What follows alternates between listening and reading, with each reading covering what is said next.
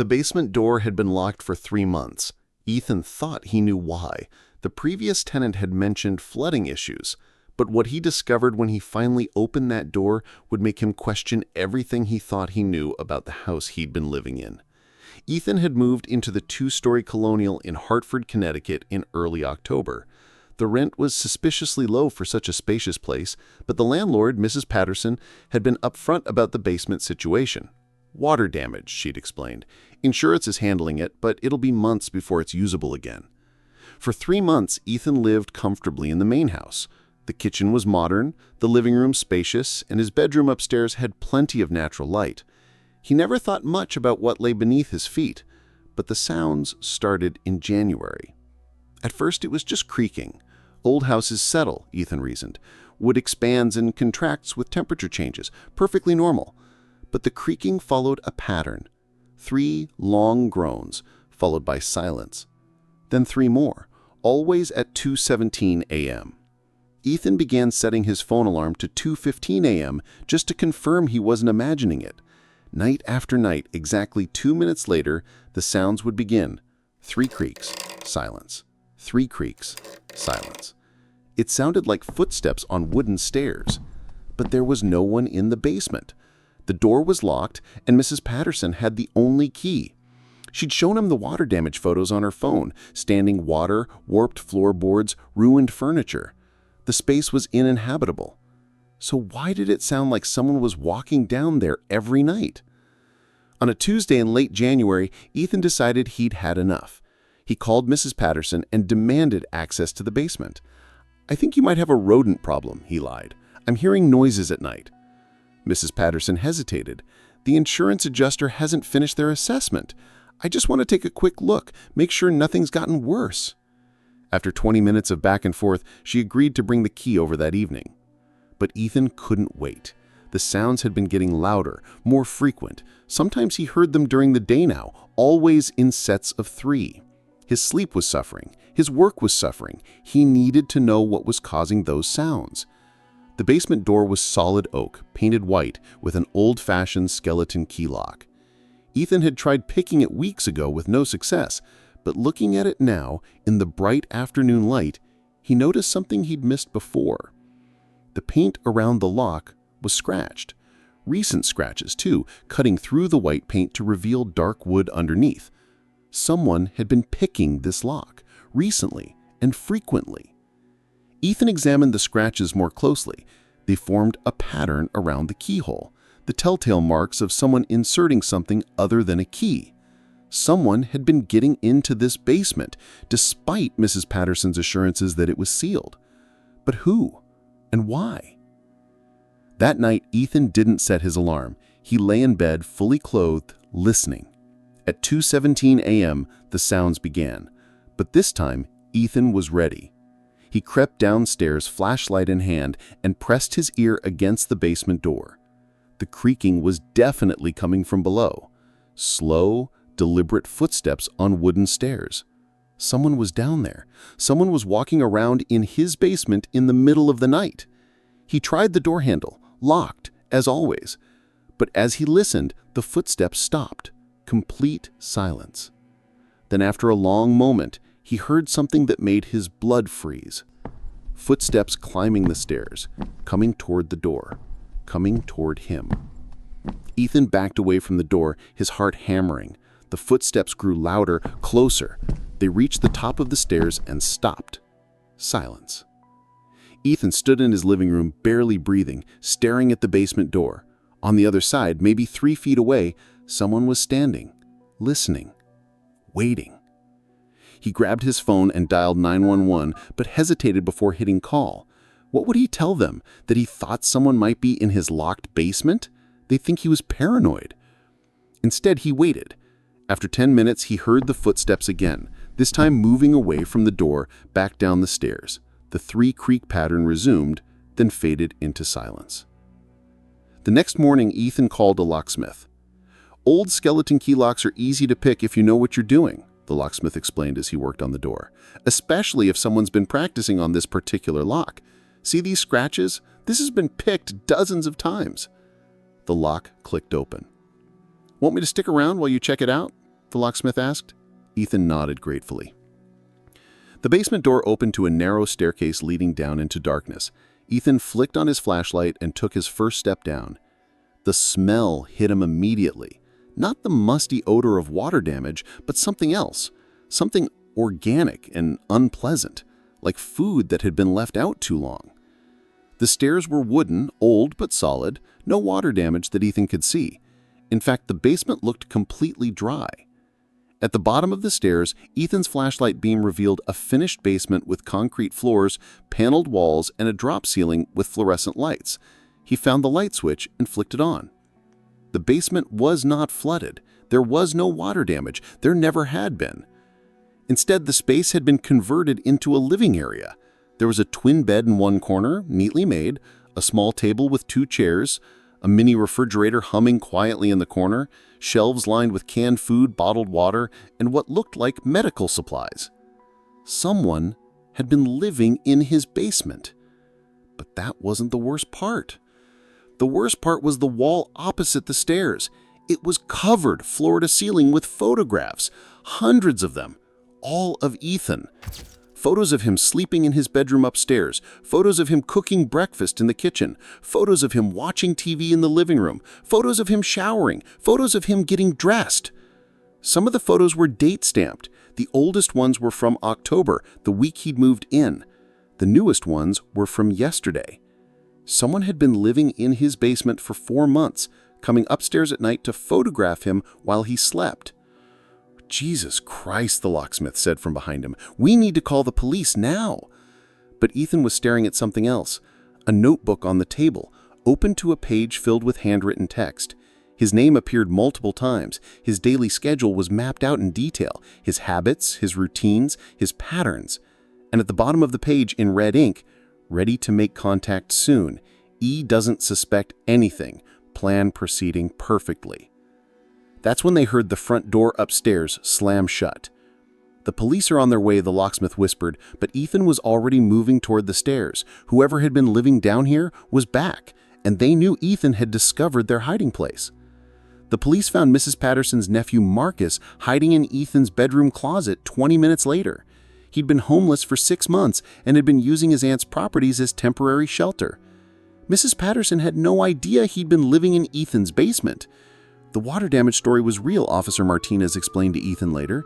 It happened at her other rental property. She just got confused about which house it was. Her nephew took advantage of the mix-up. Marcus had been arrested, but the charges were relatively minor, trespassing and breaking and entering. He'd be out in months. What about all those photos? The surveillance? Officer Martinez shrugged. Creepy, but not technically illegal if he took them from inside a property he had access to. We'll add voyeurism charges, but they might not stick. Ethan moved out the next day. He couldn't stay in a house where someone had been watching him sleep for 4 months, where someone had been documenting his every move, planning something he'd rather not think about. But sometimes, in his new apartment, he still wakes up at 2:17 a.m., and sometimes, just for a moment, he thinks he hears those 3 creaks again.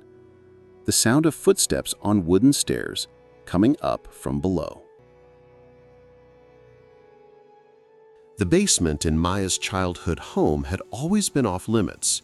Her parents had told her it was dangerous. Old electrical wiring, unstable support beams, things that could hurt a curious child. Maya had accepted this explanation for 32 years, until she inherited the house. Maya's parents had died in a car accident in March, leaving her their modest ranch home in Salem, Oregon. She'd planned to sell it quickly. Too many memories, too much grief, but the housing market was slow. While she waited for a buyer, she decided to fix up the place. A fresh coat of paint, some minor repairs, maybe replace the old appliances. The basement renovation wasn't part of the original plan, but Maya kept hearing sounds down there. At first she assumed it was mice or rats. Old houses attract rodents. She set traps, called an exterminator, sealed up any holes she could find. But the sounds continued, scratching, tapping, and sometimes late at night, what sounded almost like voices.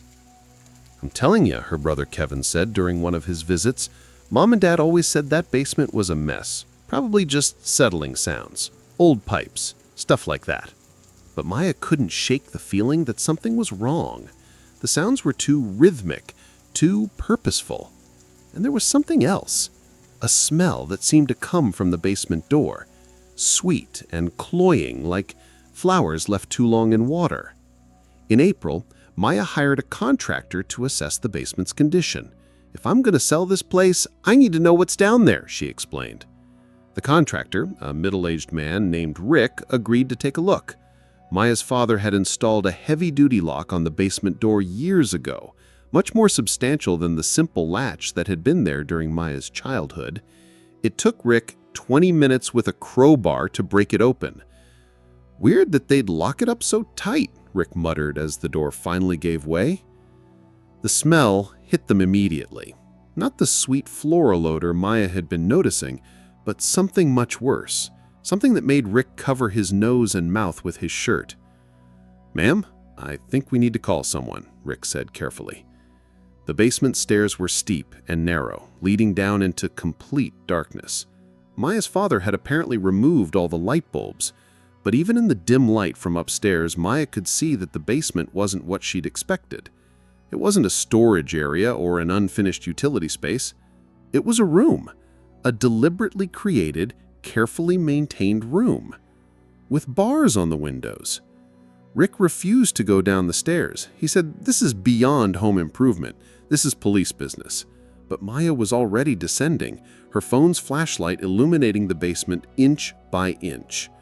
The space was larger than she had imagined, extending under most of the house, but it had been divided into sections. The area at the bottom of the stairs looked almost like a living room with a couch, a coffee table, and a small TV. But the furniture was old, dated to maybe the 1980s, and it was covered in dust as if no one had used it in years. Beyond the living area, Maya's flashlight revealed a hallway with doors on either side. 4 doors, each with a heavy-duty lock, each with a small window at eye level. Each window had bars. Maya tried the first door, locked. She peered through the barred window and saw a small room with a single bed, a sink, and a toilet. Prison-like, but somehow worse. Personal items were scattered around the room. Clothes, books, photographs. The photographs showed a young girl, maybe 12 or 13 years old. The same girl in dozens of photos, smiling at the camera, but always with the same backdrop. This basement room. Maya tried the second door. Another small room, another bed, another set of personal belongings. This time the photos showed a different girl, slightly older. The pictures seemed to span several years, documenting the girl growing up in this underground room. The third door revealed the source of the smell. The room contained the body of an elderly woman, lying on the small bed as if she'd died in her sleep. But she'd been dead for months, maybe longer, long enough for decomposition to begin, long enough for Maya to realize this woman had died locked in this basement room. Maya ran back up the stairs, past Rick, past the opened basement door, out of the house entirely. She called the police from her car, hands shaking so badly she could barely dial. The investigation took 3 weeks. Maya learned that her parents had been running an illegal foster care operation since the 1970s. They'd taken in girls from troubled backgrounds, runaways, kids with absent parents, children the system had failed. But instead of providing proper care, they'd kept these girls locked in the basement. We found evidence of at least 12 different victims over the years. Some aged out and were released when they turned 18. Others, she gestured toward the basement, others never left.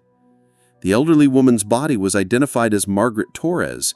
She'd been reported missing from a group home in 1983 when she was 15 years old. She'd spent nearly 40 years locked in Maya's parents' basement. "But I lived here," Maya protested. "I grew up in this house. How could I not know?" Detective Chen pulled out a floor plan. She said, "Your parents built a false wall here," she pointed to the basement layout. "From upstairs, it would look like the basement was much smaller. You probably never saw the real size of the space." The sounds Maya had been hearing weren't settling pipes or rodents. They were Margaret, still alive when Maya inherited the house, tapping on the walls and calling for help. She'd been trying to get Maya's attention for weeks before she finally died of malnutrition and neglect. "If you'd opened that door a month earlier," Detective Chen said quietly, "she might still be alive." Maya sold the house to the city for $1. They demolished it within the month. But sometimes, when Maya's alone in her new apartment, she hears tapping on the walls, rhythmic, purposeful tapping that sounds almost like Morse code. And she wonders if Margaret Torres is trying to tell her about the other girls, the ones who were never found, the ones who might still be out there, locked in basements, waiting for someone to hear their tapping and finally open the door. The rental house in Portland came with one rule: never go in the basement. The landlord, Mr. Chen, had been very specific about this when Blake signed the lease. "Electrical work in progress," Mr. Chen explained. "Very dangerous.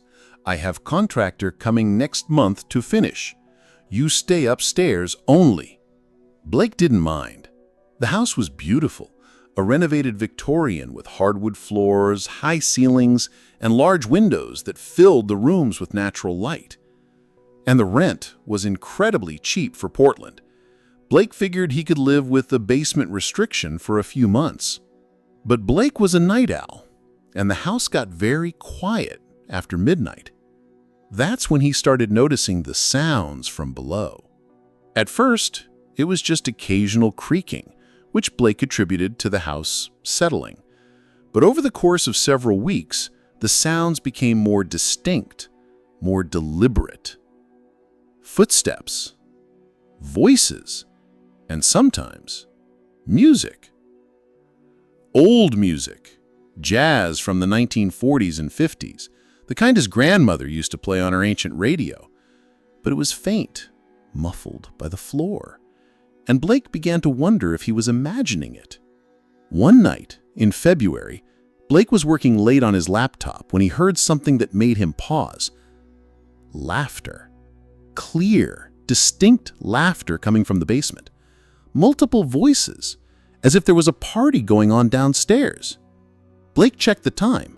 1:30 a.m. Who would be having a party in the basement of his rental house at 1:30 in the morning? He went to the basement door and pressed his ear against it. The sounds were definitely coming from below. Music, conversation, the clink of glasses. It sounded like a social gathering from decades past. Blake tried the door handle. Locked, as always. But as he stood there listening, the sounds gradually faded. The music stopped first, then the voices, until there was only silence. The next morning, Blake called Mr. Chen. "No party," Mr. Chen said firmly. "You imagine sounds. Old house make many noises.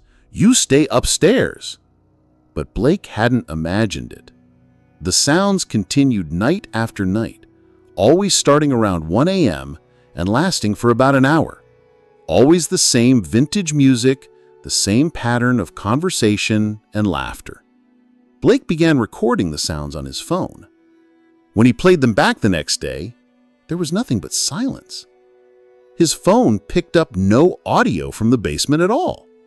This went on for 3 weeks. Blake would hear the party, record silence, and wake up the next morning questioning his sanity. He considered seeing a doctor, maybe getting his hearing checked. Auditory hallucinations could be a sign of serious medical issues. But then Blake found the photographs. He was cleaning out a closet in the living room when he discovered a box of old pictures behind a stack of winter coats. The photos were black and white, clearly from several decades ago, and they showed the inside of his house. But the house looked different, more ornate, more furnished, like it had been in its Victorian heyday. Many of the photos showed parties, elegant social gatherings with men in suits and women in formal dresses. They were clearly taken in the basement, which appeared to be finished as an entertainment space. There was a bar, a dance floor, even a small stage where a jazz band was performing.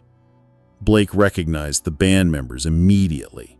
He'd been hearing their music every night for weeks. But that wasn't the strange part.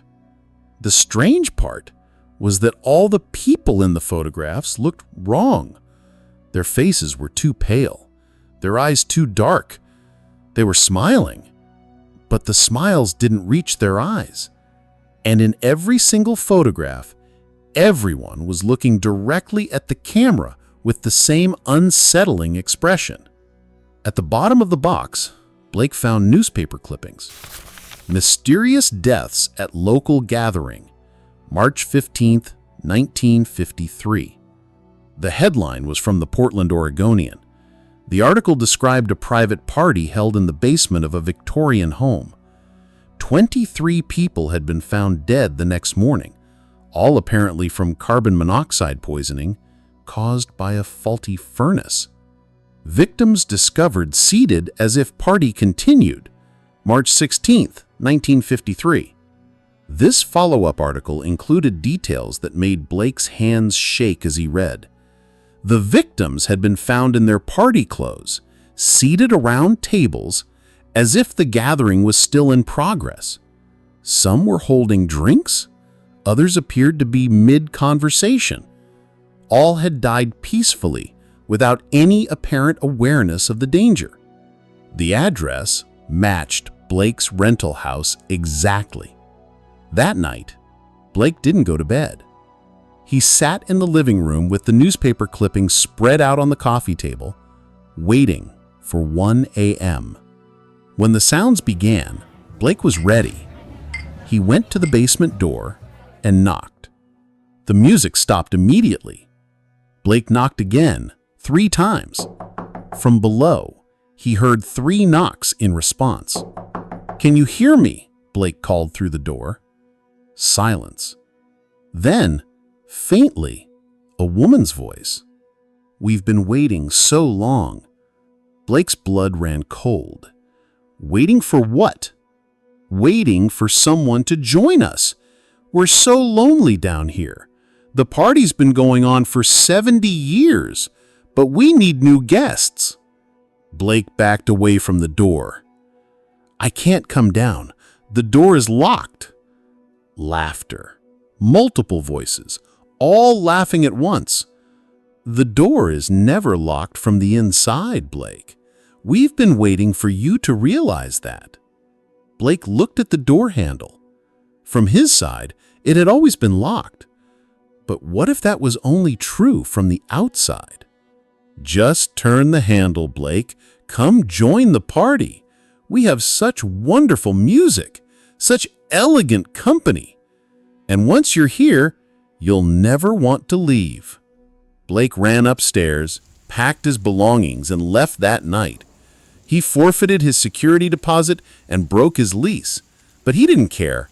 He couldn't stay in a house where 23 people had died, where their spirits were still hosting parties, still looking for new guests to join their eternal celebration. But sometimes, in his new apartment, Blake hears jazz music late at night, faint and distant, as if it's coming from very far away. And sometimes, when he's alone, he finds himself humming along to songs he's never heard before. Songs from a party that ended 70 years ago, but somehow never really ended at all.